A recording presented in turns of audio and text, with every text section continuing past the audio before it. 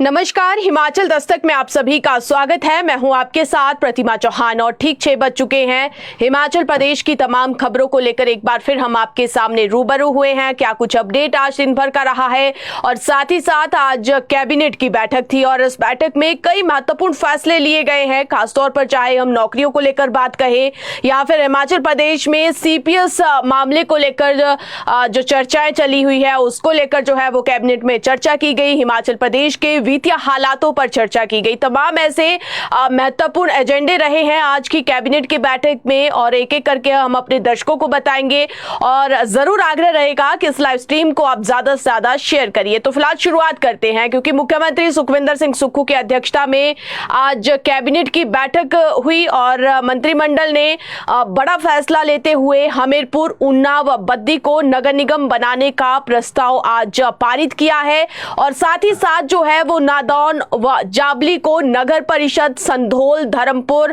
बड़सर, भोरंज, बंगाणा व कुनिहार को नगर पंचायत बनाने का भी फैसला आज के इस कैबिनेट में लिया गया है।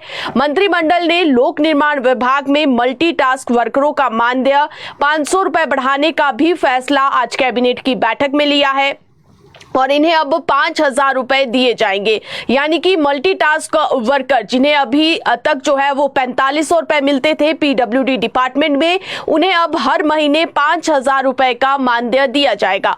और इसके साथ ही 70 साल से अधिक आयु के बुजुर्गों को आयुष्मान भारत योजना के तहत लाया जाएगा और इससे बुजुर्गों को 5 लाख प्रति वर्ष का स्वास्थ्य बीमा भी कवर कर दिया जाएगा। एकल नारी विधवाओं को मकान बनाने के लिए 3 लाख रुपए की आर्थिक मदद देने का फैसला भी आज कैबिनेट की बैठक में हुआ है और ये मदद उन्हें मिलेगी जिनकी सालाना आय 2.50 लाख रुपए से कम होगी। वहीं सुखाश्रय योजना का लाभ अब 27 साल तक के युवाओं को दिया जाएगा। ये फैसला भी आज कैबिनेट की बैठक में हुआ है। सरकार ने इन बच्चों को चिल्ड्रन ऑफ द स्टेट का दर्जा दिया है। राजीव गांधी स्वरोजगार स्टार्टअप योजना के तहत 50,000 रुपए के किराए पर ई टैक्सी को सरकारी विभागों के साथ अटैच किया जाएगा और इसमें टैक्सी खरीदने के लिए 50% अनुदान मिलेगा, 40% बैंक से लोन मिलेगा जबकि 10% राशि टैक्सी मालिकों को अदा करनी होगी। मंत्रिमंडल ने हमीरपुर मेडिकल कॉलेज के लिए 30 पद सीनियर रेजिडेंट डॉक्टरों के सृजित कर भरने की मंजूरी आज दी है और इसके अलावा 326 पैरामेडिकल स्टाफ के भी पद सेक्शन आज किए गए हैं और इसके अलावा विभिन्न विभागों में विभिन्न श्रेणियों के 28 पद स्वीकृत किए गए हैं। मत्स्य विभाग में विभिन्न श्रेणियों के 28 पद भरने की भी आज कैबिनेट ने मंजूरी दी है। आबकारी एवं कराधान विभाग में 25 सहायक आबकारी एवं कराधान अधिकारी के सृजित कर के पदों को सृजित कर उन्हें भरने की मंजूरी आज कैबिनेट ने दी है और इसके अलावा 10 पद राज्य चयन आयोग के लिए भी आज मंजूर किए गए हैं। 6 पद देहरा मेडिकल ब्लॉक के लिए स्वीकृत किए गए हैं। गुम्मा में स्वास्थ्य केंद्र के लिए 4 पद सृजित करने व भरने को मंजूरी दी गई है। इसके साथ ही हरोली के निजी नर्सिंग कॉलेज में जीएनएम के पद 40 से बढ़ाकर 60 कर दिए गए हैं। हाइड्रो इंजीनियरिंग कॉलेज में नए कोर्स शुरू होंगे, ये कैबिनेट में फैसला हुआ है। इसके अलावा एचपीएमसी की वाइनरी प्राला में खोलने के लिए लेटर ऑफ इंटेंट की मंजूरी भी आज कैबिनेट में हुई है।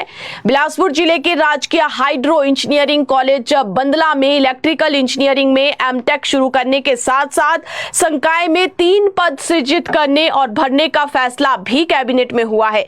मंत्री विक्रमादित्य सिंह और आज जो है वो जगत सिंह नेगी ने मंत्रिमंडल के इन फैसलों की जानकारी दी और इसी पर जो है वो कैबिनेट के फैसलों के बीच में जब उनसे सवाल किए गए सीपीएस मामले को लेकर, तो इस पर जो है वो जगत सिंह नेगी ने कहा कि सीपीएस मामले पर भी कैबिनेट में आज चर्चा हुई है और नेगी ने कहा कि सीपीएस पर हाईकोर्ट के फैसले के खिलाफ सरकार सुप्रीम कोर्ट में लड़ाई लड़ेगी। उन्होंने कहा कि सीपीएस मामले में असम के फैसले को हाईकोर्ट ने आधार बनाया है। उन्होंने कहा कि सीपीएस पर हमारा कानून संविधान के अनुसार था और असम में सीपीएस को मंत्री का दर्जा था। लेकिन हिमाचल में ऐसा नहीं था। जगत सिंह नेगी ने कहा कि भाजपा जब से सत्ता से बाहर हुई है लोकतंत्र को मानने को तैयार नहीं है और पहले धनबल व असंवैधानिक तरीके से कांग्रेस सरकार को गिराने का प्रयास किया गया और अब भी इस तरह की कोशिश उनकी जारी है। उन्होंने जयराम ठाकुर से पूछा कि अगर आप सीपीएस के खिलाफ थे तो अपने 5 साल के कार्यकाल में विधानसभा के अंदर इस कानून को निरस्त क्यों नहीं किया गया। सीपीएस के खिलाफ कोर्ट जाने वाले सतपाल सत्ती भाजपा सरकार के समय में 2008 से 2012 तक खुद 5 साल सीपीएस पद का लाभ लेते रहे। उन्होंने कहा कि अब वो खुद इस पद को असंवैधानिक बता रहे हैं। वहीं कई बीजेपी नेता भी सीपीएस मामले में बयानबाजी कर रहे हैं। जब खुद सत्ता में थे तो ना सीपीएस एक्ट निरस्त किया और ना ही कुछ नेता तो सीपीएस की कुर्सी पर बैठकर सेवाएं देते रहे और आज उन्हें ये पद असंवैधानिक लग रहा है। उन्होंने कहा कि सारी बातें सत्ता पाने के लिए की जा रही है और इसी तरह से जो है वो सीपीएस मामले पर जगत सिंह नेगी ने भाजपा को खूब घेरा। वहीं अगर बात करें हिमाचल प्रदेश के विधानसभा के शीतकालीन सत्र को लेकर तो फिलहाल आज कैबिनेट की बैठक में इसको लेकर कोई फैसला नहीं हो पाया और उसकी वजह विधानसभा अध्यक्ष इस वक्त न्यूजीलैंड में है और वो 26 नवंबर को वापस लौटेंगे और उसके बाद ही शीतकालीन सत्र पर कोई फैसला होगा। संभावनाएं ये देखी जा रही है कि 16 दिसंबर के बाद विधानसभा का शीतकालीन सत्र जो है वो आयोजित किया जा सकता है। तो फिलहाल ये कैबिनेट के महत्वपूर्ण फैसले थे जो आज हुए हैं और अब बात करते हैं दूसरी खबर की, क्योंकि आप देखिए हिमाचल प्रदेश में सीपीएस मामला हाईकोर्ट के फैसले के बाद जो है वो हिमाचल प्रदेश की सियासत में भी एक नया रंग लाया है। भाजपा के निशाने पर अब सीपीएस के ऑफिस ऑफ प्रॉफिट आ चुके हैं। इसके लिए भाजपा का शीर्ष नेतृत्व भी सतर्क हो चुका है और इन सभी परिस्थितियों के मद्देनजर सत्ता पक्ष की निगाहें भाजपा के 9 विधायकों के लंबित निलंबन मामले पर टिक चुकी है। राज्यसभा चुनाव के दौरान भाजपा विधायकों के सदन के भीतर आचरण पर 9 भाजपा विधायकों को निलंबन का नोटिस दिया गया था। यह मामला फिलहाल विधानसभा सचिवालय में सुनवाई के लिए विचाराधीन है और विधानसभा अध्यक्ष कुलदीप पठानिया विदेशी प्रवास पर है और ये तमाम अटकलें सीपीएस नियुक्ति का एक्ट खारिज होने के बाद शुरू हुई है। हिमाचल हाईकोर्ट से सभी सीपीएस की नियुक्तियां रद्द होने के बाद अब ये मामला सुप्रीम कोर्ट तक पहुंच चुका है। मुख्य संसदीय सचिव सीपीएस मामले पर सुप्रीम कोर्ट में सोमवार को सुनवाई संभावित है और इसके लिए राज्य सरकार के महाधिवक्ता अनूप रतन दिल्ली पहुंच चुके हैं। भाजपा की पैरवी कर रहे वरिष्ठ अधिवक्ताओं ने भी दिल्ली में डेरा डाल दिया है और हिमाचल प्रदेश हाईकोर्ट से सीपीएस की नियुक्ति के एक्ट को निरस्त कर देने के फैसले को राज्य सरकार ने सुप्रीम कोर्ट में चुनौती दी है। और अब आप देखें तो ऑनलाइन प्रक्रिया के तहत जो है वो वीरवार को ही सरकार की तरफ से सुप्रीम कोर्ट में केस फाइल कर दिया गया था। भाजपा ने भी कैविएट की अर्जी दाखिल कर दी है। अब इस पूरे मामले पर शीर्ष अदालत में सोमवार को सुनवाई हो सकती है और आपको बता दें तो शनिवार को यानी कि आज हाईकोर्ट में सिर्फ रजिस्टर कार्यालय की फंक्शनिंग रहती है और रविवार को अवकाश का दिन होता है। इस कारण अब इस केस पर सबकी निगाहें सोमवार पर टिक चुकी है। उधर मुख्यमंत्री सुखविंदर सिंह सुक्खू इस पूरे मामले को लेकर अपने कैबिनेट के सहयोगियों और अफसरों से लगातार संपर्क में हैं और इसके अलावा सभी पहलुओं पर सरकार से कानूनी राय भी ले रहे हैं। मुख्यमंत्री ने कहा कि हाईकोर्ट के आदेशों की फाइनल कॉपी देखने और कैबिनेट में चर्चा के बाद क्या करना है और क्या नहीं करना है इसको लेकर फैसला लिया जाएगा। फिलहाल ऑफिस ऑफ प्रॉफिट को लेकर भाजपा की ओर से 6 मुख्य संसदीय सचिवों की विधायकी भी जाने के मामले पर बातचीत में मुख्यमंत्री ने हालांकि ये कहा है कि हाईकोर्ट का पूरा ऑर्डर अभी तक उन्होंने नहीं पढ़ा है और भाजपा विपक्ष के नाते कुछ तो कहेगी ही। 5 गारंटियां हमने पूरी की है। उन्होंने आरोप लगाया कि जयराम अब महाराष्ट्र में जाकर दुष्प्रचार कर रहे हैं। राज्य सरकार के महाधिवक्ता अनूप रतन का कहना है कि हिमाचल प्रदेश हाईकोर्ट में असम की जजमेंट के आधार पर यह आदेश पारित हुआ है और असम में भी सीपीएस को हटाया गया था, उन्हें अनसीट नहीं किया गया था और इसके अलावा पंजाब, मणिपुर तथा दिल्ली में भी सीपीएस की नियुक्तियों को रद्द करने के बाद उनकी विधायकी बरकरार रही थी। उन्होंने कहा कि राज्य सरकार ने सीपीएस नियुक्ति के एक्ट को खारिज करने के फैसले के खिलाफ ऑनलाइन एप्लीकेशन डाल दी है और इस आधार पर अब सोमवार को इस पर सुनवाई संभव है। इसी तरह से आप देखें तो प्रदेश सरकार में अभी तक मंत्री पद भरा जाना है। एक मंत्री आखिर कौन सुक्खू कैबिनेट में शामिल होगा, इसको लेकर लगातार चर्चाएं हिमाचल प्रदेश में चल रही है।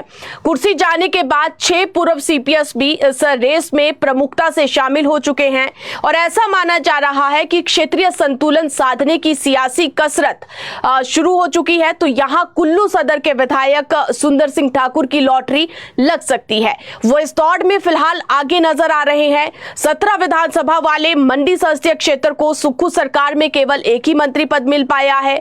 जिला किन्नौर से विधायक जगत सिंह नेगी यहां से अकेले कैबिनेट मंत्री है और मंडी संसदीय क्षेत्र को सत्ता और सियासी ताकत देने के लिए यहां कम से कम एक मंत्री और बनाए जाने की जरूरत समझी जा रही है। खासतौर पर ऐसे समय में जब मंडी संसदीय सीट पर भाजपा काबिज हो चुकी है और ऐसे में राजनीतिक विशेषज्ञों का भी यही मानना है कि क्षेत्रीय संतुलन साधने के लिए यहीं से ही मंत्री बनाया जा सकता है। आप देखिए, कुल्लू सदर से दूसरी बार विधायक बने सुंदर सिंह ठाकुर कांग्रेस पार्टी के पुराने और अनुभवी चेहरा है। वो मुख्यमंत्री सुखविंदर सिंह सुक्खू के भी बेहद करीबी माने जाते हैं और सुक्खू सरकार के पिछले कैबिनेट विस्तार में सुंदर सिंह ठाकुर जगह पाते पाते रह गए थे और इसको लेकर अपनी नाराजगी को भी उन्होंने खुले तौर पर जाहिर कर दिया था। 1 साल पहले सुंदर सिंह ठाकुर ने सीपीएस के रूप में उन्हें मिली लग्जरी गाड़ी सरकार को वापस लौटा दी थी और 6 विधानसभा क्षेत्रों के उपचुनाव के दौरान सीएम सुक्खू ने उनकी ड्यूटी लाहौल स्पीति हलके में लगाई और मंत्री सुंदर सिंह ठाकुर यहां उम्मीदों पर खरा उतरे। लाहौल स्पीति उपचुनाव में कांग्रेस की जीत में सुंदर सिंह ठाकुर रणनीतिक तौर पर अगर देखा जाए तो सफल हुए हैं और इसके साथ ही सुंदर सिंह ठाकुर का यह भी कहना है कि वो कांग्रेस पार्टी के क्रमश सिपाही है। अगर वो प्रदेश सरकार में मंत्री बने तो मंडी संसदीय क्षेत्र को विकास में आगे ले जाएंगे। तो ऐसे में अब देखना यह होगा, क्योंकि दिलचस्प बहुत ज्यादा हो चुका है। आप देखिए, हिमाचल प्रदेश में सियासत जो है वो एक नए रूप में नजर आ रही है। सुक्खू कैबिनेट में एक मंत्री का पद खाली है। ऐसे में अब वो मंत्री कौन होगा, किसकी किस्मत चमकेगी, ये आने वाला समय तय करेगा। लेकिन जिन एमएलए को सीपीएस पद से हटाया गया है कोर्ट के आदेशों के बाद, आप देखिए वो 6 के 6 एमएलए एक अपना रुतबा रखते हैं और कांग्रेस में वरिष्ठ नेता भी है। तो ऐसे में सुक्खू कैबिनेट में कौन विधायक मंत्री बनता है, किसकी लॉटरी लगती है, ये देखना अहम होगा। लेकिन इसके साथ ही ये भी काफी दिलचस्प रहेगा कि आखिर किस तरह से जो है अब मुख्यमंत्री के सामने चुनौती है कि वो अपने तमाम सभी विधायकों को फिर से एक साथ लेकर जो है वो सरकार को चलाए और किस तरह से जो है वो सभी विधायकों को मनाते हैं। तो फिलहाल आने वाले समय में हिमाचल प्रदेश में समीकरण राजनीतिक तौर पर जो है वो जरूर बदलेंगे। अगली खबर की बात करते हैं। मुख्यमंत्री के प्रधान मीडिया सलाहकार नरेश चौहान ने सीपीएस मामले और दूसरे राज्यों में बीजेपी द्वारा किए जा रहे प्रचार को लेकर भाजपा नेताओं पर जुबानी हमला बोला है। उन्होंने कहा कि हिमाचल सरकार ने जब सीपीएस की नियुक्ति की थी तब राज्य में 2006 का एक्ट लागू था। उस एक्ट में नियुक्ति का प्रावधान था और नरेश चौहान ने यह भी कहा कि भाजपा आज सीपीएस को लेकर जोर जोर से चिल्ला रही है। इस मामले में भाजपा के याचिकाकर्ता विधायक सतपाल सत्ती और सुखराम चौधरी खुद पूर्व धूमल सरकार में सीपीएस रह चुके हैं। ऐसे में बीजेपी को इस मामले को तुल नहीं देना चाहिए। उन्होंने कहा कि जैसे ही हाईकोर्ट ने इनकी नियुक्तियों को रद्द किया उसके बाद सरकार ने तुरंत भाव से कोर्ट के आदेशानुसार गाड़ी, दफ्तर, स्टाफ जैसी सुविधाओं को वापस ले लिया। उन्होंने कहा कि हाईकोर्ट के आदेशों को सरकार ने सुप्रीम कोर्ट में चुनौती दी है और अब इस मामले में लीगल बैटल सुप्रीम कोर्ट में लड़ी जाएगी। उन्होंने कहा कि बीजेपी ने चुनी हुई सरकार को बार बार गिराने की कोशिश की है। बहुमत की सरकार को धनबल से गिराने के लिए ऑपरेशन लोटस चलाया गया। प्रधानमंत्री नरेंद्र मोदी ने भी सरकार को गिराने में ताकत लगाई। उन्होंने आरोप लगाया कि फिर भी जनता से बीजेपी को सत्ता से बाहर किया। उन्होंने कहा कि पहले विधानसभा चुनाव में बीजेपी को हार हुई, दोबारा 9 सीटों पर उपचुनाव में भी भाजपा को मुंह की खानी पड़ी। नरेश चौहान ने कहा कि नेता प्रतिपक्ष जयराम ठाकुर ने अब तक सरकार को एक भी सकारात्मक सुझाव नहीं दिया है, केवल मीडिया के माध्यम से सरकार पर बेवजह हमला बोलते हैं। नरेश चौहान ने कहा कि कांग्रेस सरकार ने 23 महीने के कार्यकाल में 10 में से 5 गारंटियां पूरी की है, फिर भी भारतीय जनता पार्टी दूसरे राज्यों में जाकर गलत प्रचार कर रहे हैं। अगली खबर की बात करते हैं। हाईकोर्ट ने शिमला से शालाघाट तक शिमला मटौर 4 लेन सड़क की अलाइनमेंट पे परिवर्तन करने पर राज्य सरकार से जवाब तलब किया है। कोर्ट ने इस बारे में राज्य सरकार को शपथ पत्र दायर कर कुछ अहम जानकारियां कोर्ट के समक्ष रखने के आदेश दिए हैं। कोर्ट ने सरकार को आदेश दिए हैं कि वो शिमला मटौर 4 लेन परियोजना के पुराने ने अलाइनमेंट पर निर्माण के साथ अस्थायी लागत के साथ साथ परिवर्तित अलाइनमेंट पर निर्माण को लेकर एक विशिष्ट हल्फनामा दायर करे, जिसमें वर्तमान सर्किल दरों के आधार पर भूमि मालिकों को भुगतान किए जाने वाले मुआवजे की गणना की जाए और साथ ही विस्थापित किए जाने वाले ढांचों की संख्या और उन ढांचों की अस्थायी लागत के मुआवजे के बारे में भी विस्तार से बताया जाए। कोर्ट ने एनएचएआई द्वारा दायर जवाब का अवलोकन कर पाया कि शिमला शालाघाट खंड पर 2 अगस्त 2022 को आयोजित दूसरी प्रस्तुति की चर्चा का अवलोकन करने से पता चलता है कि सड़क के इस खंड पर अलाइनमेंट बदलने का एक कारण यह था कि नई अलाइनमेंट में कुल लंबाई 2.5 किलोमीटर कम करने का प्रस्ताव है और परियोजना लागत भी पिछले प्रस्ताव की तुलना में कम होगी। और यह भी देखा गया कि प्रस्तावित अलाइनमेंट में सड़क की जियोमेट्री बेहतर होगी और कम संख्या में पेड़ गिरेंगे तथा बस्तियों संरचनाओं के विस्थापन के मामले में यह कम व्यवधान पैदा होगा।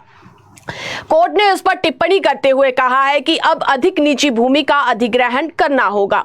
अगली खबर की बात करें तो संजौली मस्जिद को लेकर आज नगर निगम आयुक्त कोर्ट में सुनवाई हुई। एमसी आयुक्त कोर्ट ने मस्जिद को निचली 2 मंजिल को लेकर मस्जिद कमेटी और वक्फ बोर्ड से जवाब मांगा है।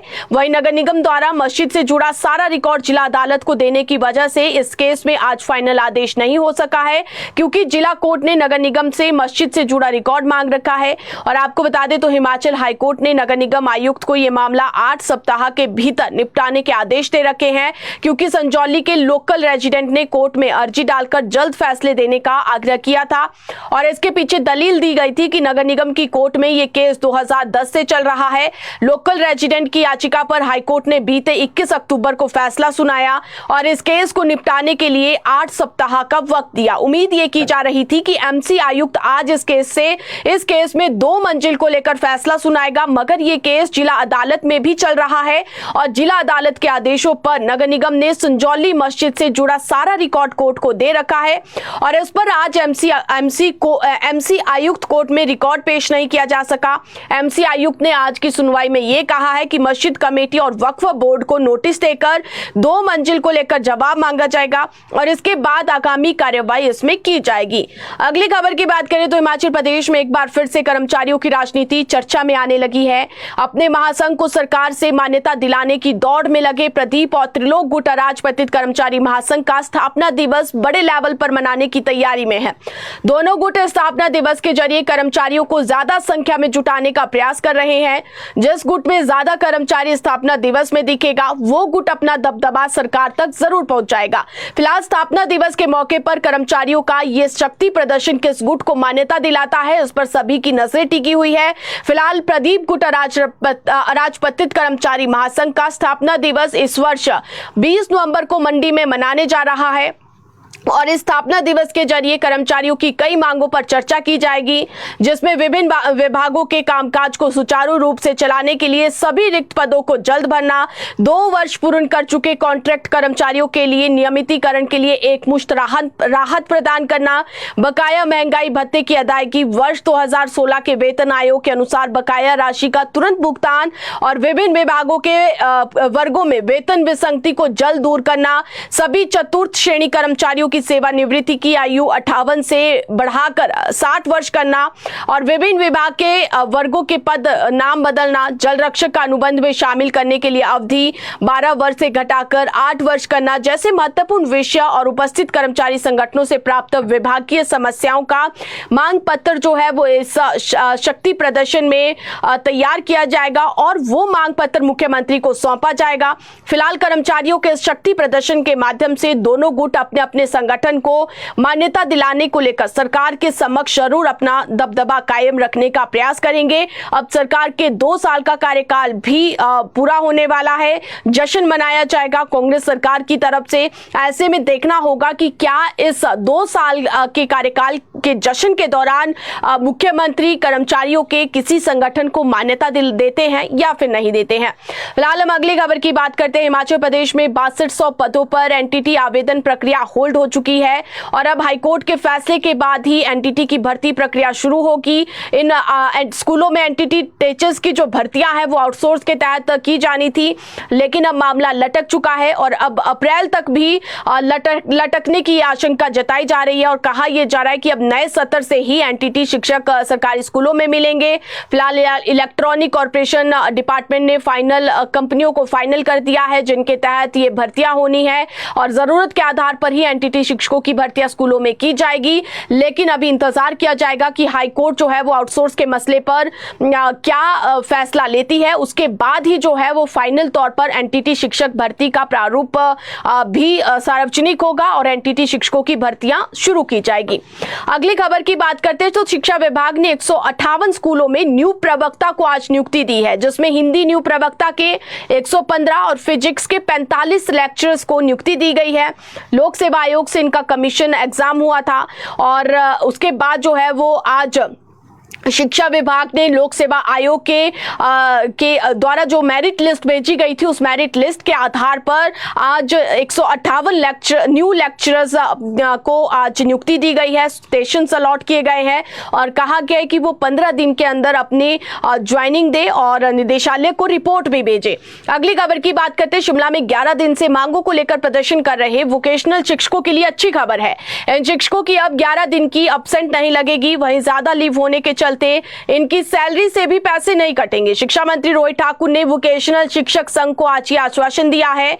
उन्होंने कहा कि वोकेशनल शिक्षक जितने दिन शिमला में प्रदर्शन कर रहे थे उतने दिन की छुट्टियों को उनकी एडजस्ट की जाएगी और इसके अलावा शिक्षा मंत्री ने वोकेशनल शिक्षकों को यह भी आश्वस्त किया है कि 20 नवंबर से पहले शिक्षा निदेशकों और सचिव की अध्यक्षता में उनके मुद्दों को लेकर बैठक की जाएगी और इस बैठक में वोकेशनल शिक्षकों के पैनल को भी शामिल किया जाएगा ताकि उनके सामने ही चर्चा हो सके।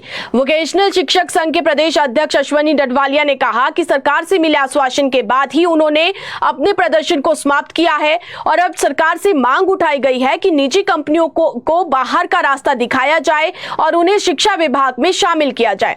दरअसल निजी वोकेशनल शिक्षकों को निजी कंपनियों ने कारण बताओ नोटिस जारी किए हैं और कंपनी की ओर से शिक्षकों को यह नोटिस जारी किया गया है और साथ ही इन्हें 72 घंटे के अंदर स्कूल ज्वाइन करने के भी आदेश दिए गए हैं। शिक्षकों को लिखित में इसका जवाब देने को कहा गया था, जिसका जवाब अधिकतर वोकेशनल शिक्षकों ने कंपनियों को दे दिया है और कहा है कि प्रदर्शन करना मांगों को लेकर उनका संवैधानिक अधिकार है और इसके लिए उन्होंने स्कूल प्रबंधन को भी सूचित किया है।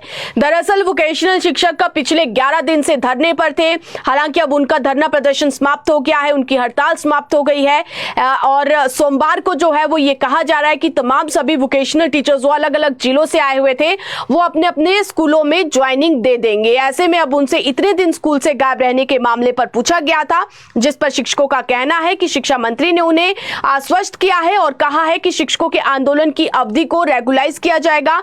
वहीं शिक्षा मंत्री ने जल्द इसको लेकर समग्र शिक्षा निदेशक को भी आदेश जारी करने को कहा है। और इसके साथ ही करुणा मुल्क को लेकर बात करते हैं तो फिलहाल करुणा मुल्क के मामले पर भी आज कैबिनेट में चर्चा नहीं हुई है, लेकिन यह कहा जा रहा है कि करुणा मुल्क का जो मामला है, करुणा मुल्क संघ की जो मांगे हैं उनको लेकर कैबिनेट सब कमेटी की बैठक होगी और उस बैठक में करुणा मुल्क के भी एक पैनल को बुलाया जाएगा और उनके सुझाव के आधार पर जो है वो सरकार जल्द जो है वो उन्हें एडजस्टमेंट करने को लेकर विभागों से भी रिपोर्ट तलब करेगी और प्लानिंग बनाई जाएगी, योजना तय की जाएगी कि किस आधार पर जो है वो करुणा मुल्क को विभिन्न विभागों में एडजस्ट किया जाएगा। तो फिलहाल ये पहले सब कैबिनेट में मामला जाएगा, उसके बाद कैबिनेट में ये एजेंडा और ये प्रपोजल जो है वो अप्रूवल के लिए जाएगा और इसको लेकर जो है वो मुख्यमंत्री ने करुणा मुल्क संघ को भी आश्वस्त कर दिया है।